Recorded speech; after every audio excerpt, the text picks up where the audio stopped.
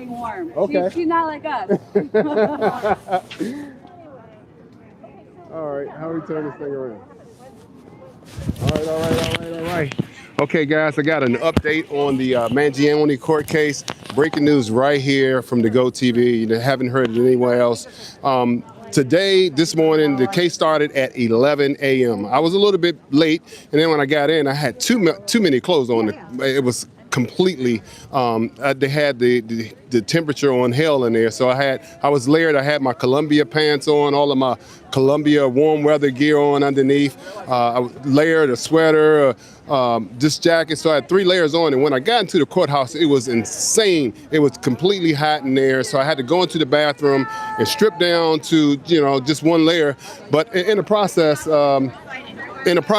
the judge made a ruling. So this is what she said. She dropped counts 3 and 4 in the federal court case for Luigi Mangione. That was a huge win for Mangione, and essentially what that did was take the death penalty off the table for Mangione. So Mangione is no longer facing the death penalty in this case, unless the prosecution or the government appeals, and that was apparently the case. And this is what the prosecution, it seems like their intent is that they are going to go back and they're going to appeal the judge's ruling, and they're going to try to get the death penalty back on the table. But as for now, Mangione has been saved from the death penalty, and this is going to be a non-capital case. So what's going on here now? We're probably going to see here comes Mark Agnifilo and the defense team now. They're coming out now. So let's just go ahead and get this turned around and check this out. See if he's going to make any comments to the press, and that is going to happen right now. So let me bring it to you live right now from the Go TV. All right, let's get this up here so you guys can see if we can hear what they're saying.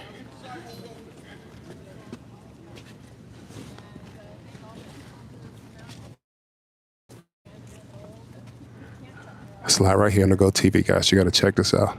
The defense team is celebrating pretty much the win, and they're talking to the press.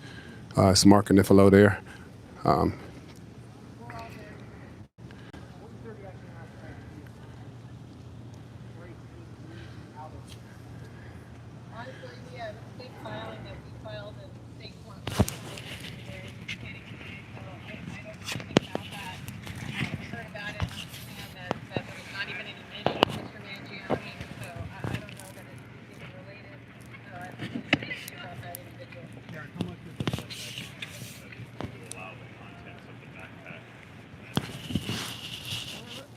And have been prepared to fight this case, and we look forward to fighting this case. So, do you have any comment about the state trial happening at the same time as possibly? We're going to work that out with everybody. So, but we anticipate fighting these charges. So, thank you. Thanks, everyone. Great job.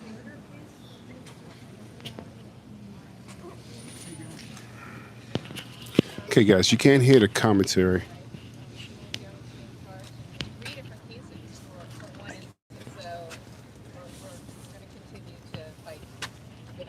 But thanks, everyone. Thanks for being here. Bye, everybody. Thank you. Thank you.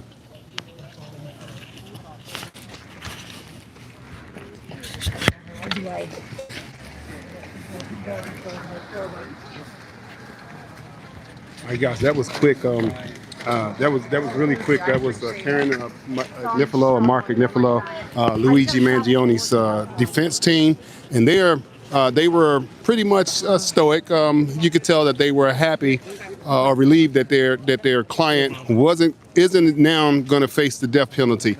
And so as for now, it is not a capital murder case. Mangione does not have to worry about. Let's move it over here. It's a lot of movement out here. Sorry, guys. I'm trying to just get to a place where I can talk and traffic is not overrunning me. So as for now, unless the prosecution appeals the judge's ruling, Mangione will not face the death penalty, and that's a huge win in this defense case. I'm not sure how the prosecution feel, but I did hear them say today that they are intending to appeal the judge's ruling, and they want to get the death penalty back on the table. So, and I'm certain that that United Healthcare CEO Brian Thompson, his family, they weren't in the room. They weren't in the courtroom as far as I know. But I'm not sure how they feel about this case. But in a little bit, I'm going to talk to some of the hundreds of people who are out here really just trying to get a bead or get a feel for the temperature of the people who are following this case. When I walked out here this morning, there were a few people out here with signs that saying that me who were saying signs that said, no death penalty for Mangione, and apparently they got their wishes to come true. So this is again, as I told you guys, this is a huge case for you guys who work in close protection, executive protection, bodyguard work, whatever you want to call it. If you're working with these high-profile clients, the risks are there. And as we see now, we're just talking about political violence going on with the politicians in the United States and across the world.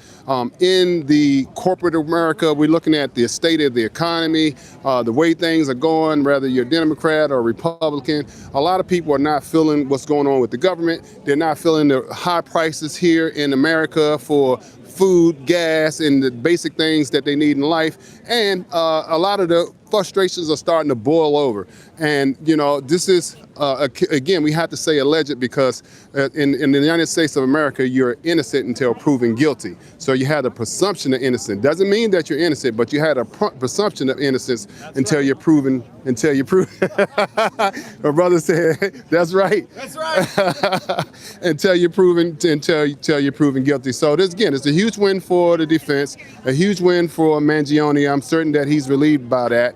It's a matter if the prosecution goes back and appeals this and what the judge's ruling is going to be. Now, she didn't say why she was dropping counts 3 and 4 in this case. She didn't say that on the bench. She just said that it was her opinion, her ruling that those charges were no longer going to be relevant in this case. From my understanding, she wrote an opinion letter, and hopefully sometime, later on today, the merits in that opinion letter will come out, and then we'll have an understanding why she dropped those counts. Now, I could just tell you when we were here on January 9th that the